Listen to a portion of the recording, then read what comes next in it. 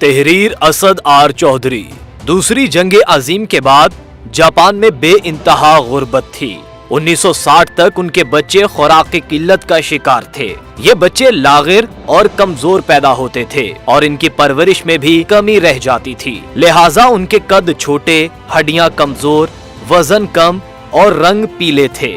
जापानी उस दौर में 24 घंटे में सिर्फ एक खाना खाते थे। उन्होंने उस दौर में अंदाजा किया कि अगर हम दिन 3 बजे खाना खाएं तो 24 घंटे गुजार सकते हैं। चुनाचे ये दिन 3 बजे खाना खाते थे और अगली खुराक की बारी अगले दिन आती थी। उस वक्त उनकी हालत ये होती थी। पाकिस्तान ने 1957 में चावलों से भरा हुआ एक बहरी जहाज टोक्यो भिजवाया। जहाज पर जापान की इमदाद के लिए पाकिस्तान का तोहफा लिखा हुआ था और उसकी तस्वीरें बाकायदा अखबारात में शाया हुई और पूरे जापान ने हाथ जोड़कर हुकूमत पाकिस्तान का शुक्रिया अदा किया।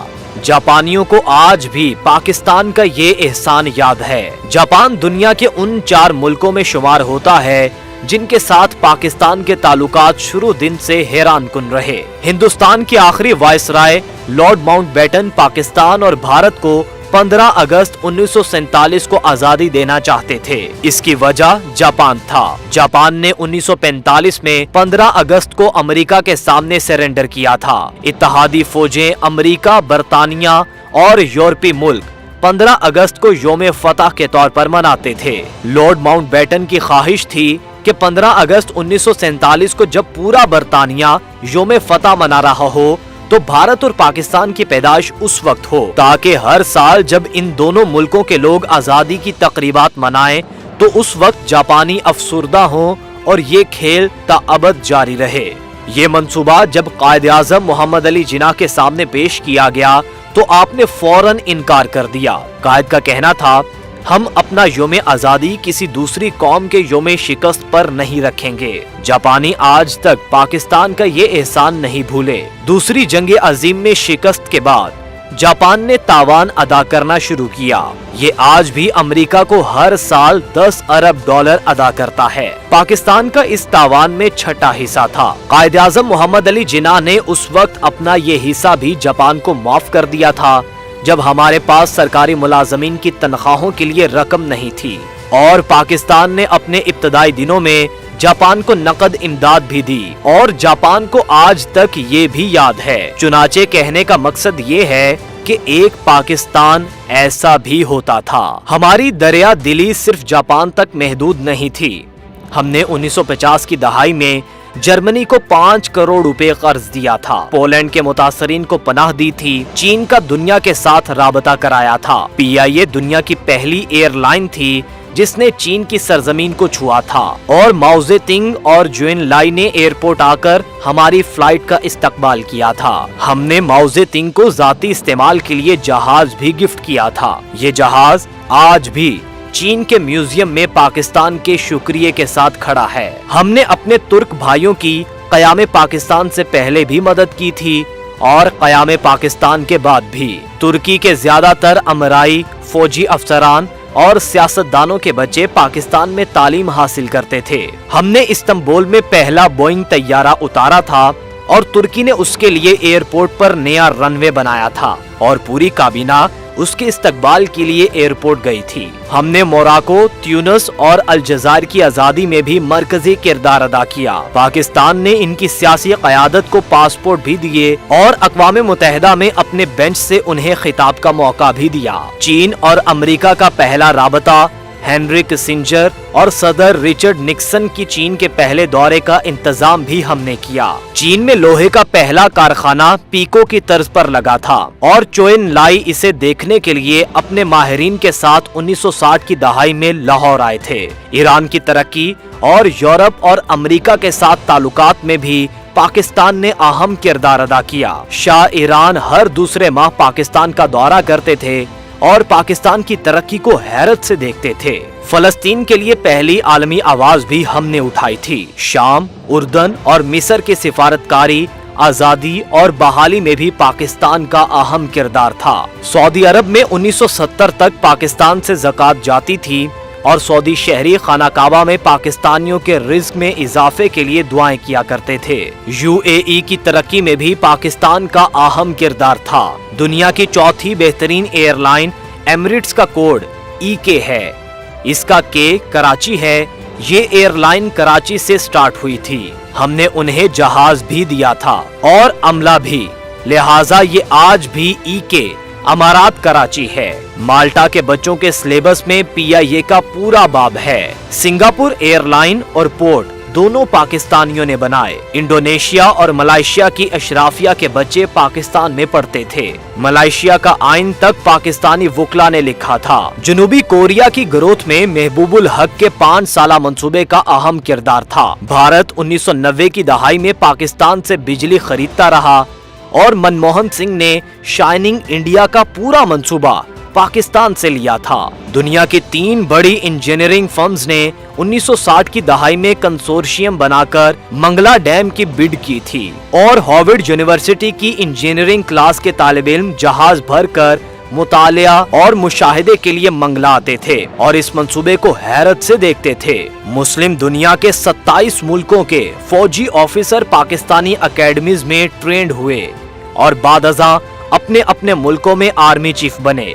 UAE کے فرما روا زید بن سلطان ال نہیان 1970 کی دہائی تک پاکستان کے دورے پر آتے تھے تو ان کا استقبال کمشنر راولپنڈی کرتا تھا۔ ہمارے وزیر بھی ایئرپورٹ نہیں جاتے تھے اور سب سے بڑھ کر 1961 میں جب ایوب خان امریکہ کے دورے پر گئے تھے تو پوری امریکی کابینہ نے صدر جون ایف کینیڈی سمیت ایئرپورٹ پر ان کا استقبال کیا اور صدر ایوب خان ایئرپورٹ سے وائٹ ہاؤس کھلی گاڑی میں گئے اور سڑک کی دونوں سائڈز پر امریکی عوام پھول لے کر کھڑے تھے اور پاکستان زندہ باد اور ویلکم ویلکم کے نعرے لگا رہے تھے۔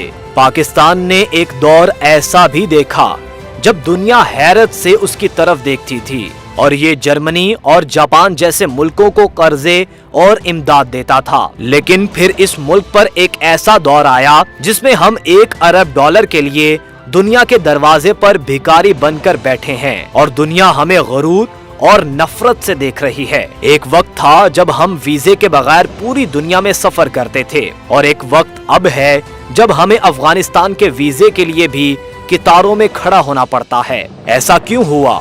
ہم نے کبھی سوچا؟ ہمیں ماننا پڑے گا ہم نے بڑی محنت اور جد و جہد سے اس ملک کو برباد کیا ہے۔ ہم نے اس کی عزت اور وقار کو ایڑی چوٹی کا زور لگا کر مٹی میں ملایا ہے۔ مگر سوال پھر وہی ہے، کیا ہمارے پاس واپسی کی کوئی گنجائش ہے؟ جی ہاں، ابھی وقت ہاتھ سے نہیں نکلا۔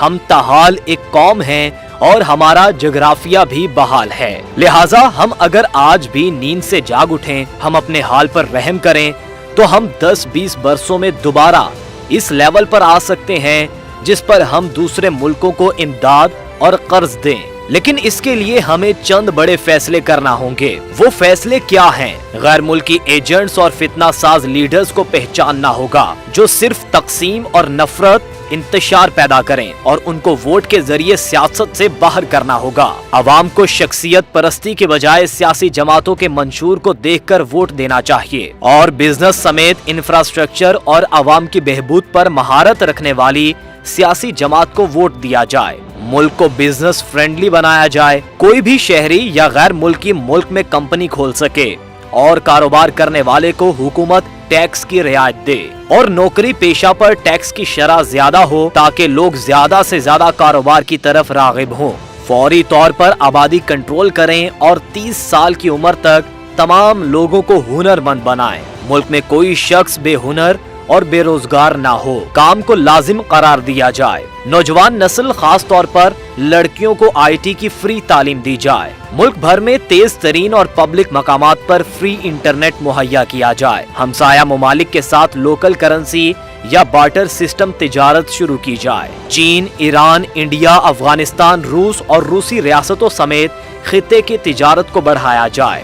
ملک کے بڑے شہروں میں فوری طور پر 1 ارب پھلدار درخت لگانے کا منصوبہ شروع کیا جائے۔ پاکستان کے قدرتی وسائل کو تلاش کر کے ان سے فائدہ اٹھایا جائے۔ پاکستان کی جیو اسٹریٹجک لوکیشن کا فائدہ اٹھاتے खित्ते की तिजारत और आमदोरफ्त का मरकज बनाया जाए। ज़राअत में हाइब्रिड बीज और जदीद मशीनरी का इस्तेमाल शुरू करके उनकी फी एकड़ पैदावार को कई गुना बढ़ाया जाए। पानी के ज़खायर के अनगिनत मंसूबे शुरू करके जारी रखने चाहिए। कौम को न्यूज चैनल्स देखने के मजाज से निकलकर मालूमाती तफरीही चैनल्स और ज़राए इब्लाग की तरफ शिफ्ट किया जाए और खुश मिजाज कौम बनाने की मुहिम शुरू की जाए। मुल्क भर में खेलों का फरोग किया जाए।